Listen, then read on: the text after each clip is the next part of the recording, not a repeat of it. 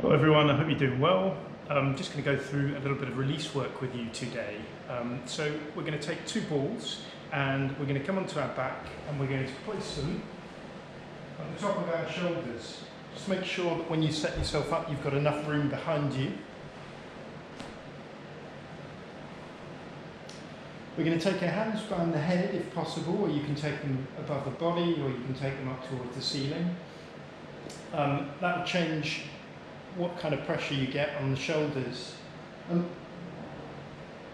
While you're at the top, if you've got a roller or a set of books that you can get about roller height and place them underneath the hips, it can just give you a bit of an angle down onto the shoulders so you can get a release in the upper traps.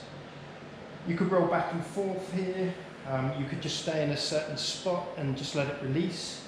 After you've done that and it feels like it's loosened off in the shoulders, if you lower the hips back down and just discard the roller, and we'll just slowly start to roll up in kind of centimetre increments. Again, changing the hand position just to see what impact that has on the pressure points.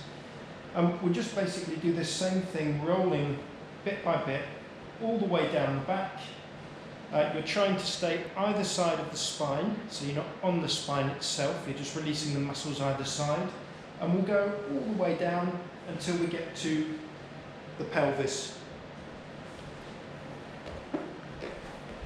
After you've done that, we'll do the same thing with a single ball and just work on one side, so you'll get a little bit more pressure and you can get a bit more specific about the way that, where the tension is.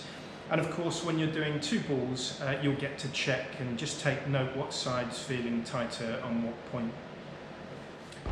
When you get down to the lower back on the single ball, we're just going to take the ball, and the lower back would be kind of where the lower ribs meet the lumbar spine, which reaches down to the pelvis. So that's called the thoracolumbar junction. When you get to there, on the same side, if you take that leg and cross it over onto the other knee, tuck the pelvis slightly so you can get a bit of pressure down into the ball, and then just do a little rotation back and forth. And if that's placed around that specific point where the lower ribs end and you're onto the lumbar spine, you should feel that straight away. The next one we'll have a look at are the glutes. I've just got a diagram of the gluteal muscle here. So this is the right hip, right thigh, right leg. And this is the big glute muscle at the top, the bum. From here we want to try and focus on this kind of top medial ridge all the way around here. Particularly that's going to be where it's going to be tightest. And of course you can move down into the more fleshy part of the glutes. What we're going to do is take the ball again on your back, place the ball where we just pointed, so just work out where that is for you. And once you've found a spot, you might feel it straight away. If not, just try and drop the leg out to the side, and you should feel with that kind of external rotation and that sideways pressure that it gives you onto the glute, you should feel that quite quickly. I'd just start off with about 10 of those. After 10, I'd then bring the knees and the feet together and then try both legs. And as you do this, you might need to slightly adjust the hips so you can find where the trigger points are, where the tight spots are.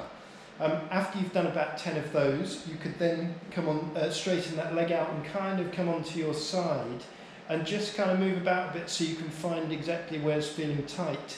The muscle kind of goes all the way around here, and there's a kind of clear path that isn't on a bone that you can kind of trace around. So if I show you what that looks like, we'll just rotate the body round, and the ball kind of comes onto your side here and goes into the TFL at the front. If you wanted to get into that area, you could. Again, that will probably feel quite sharp when you start it, and it might not be as easy to get one hip on top of the other to begin with, but you can just work towards that